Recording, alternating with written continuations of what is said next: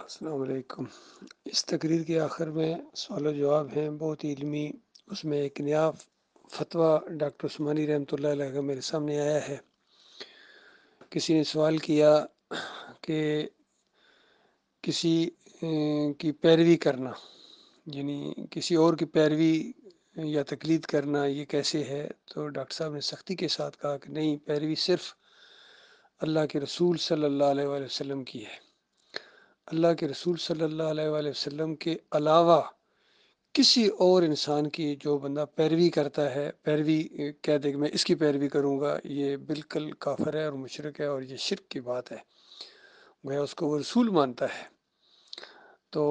کتنا بڑا فتویٰ آ گیا، اور یہ بالکل اطمینان کے ساتھ ان کا ایک اور شرک، یہ جو ان کی اندھے مقلدین کی مرکزی شورا نے محمد حنیف کے مرنے کے 3 دن بعد جو شورا کی ہے، اس کے اندر جو انہوں نے یہ دعا مانگی اور تحریری طور پر لکھ دی اور اس کے نیچے سائن ان کے ہو گئے، دستخط ہو گئے مرکزی شورا کی طرف سے،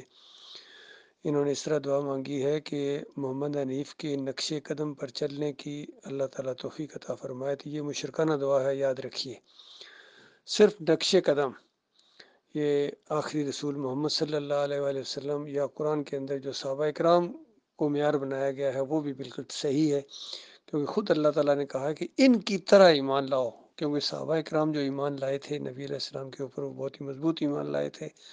اور پوری طرح ان کو یعنی یقین تھا کہ یہ اللہ کی طرف سے یہ رسول ہیں، اور کوئی بات اپنی طرف سے نہیں کہتے ہیں، جو کہتے ہیں اللہ کی طرف سے حکم آتا ہے۔ تو اس طرح انہوں نے پیروی کی نبی صلی اللہ علیہ وآلہ وسلم کی، تو اس طرح پیروی کرنا جس طرح صحابہ اکرام نے کی ہے،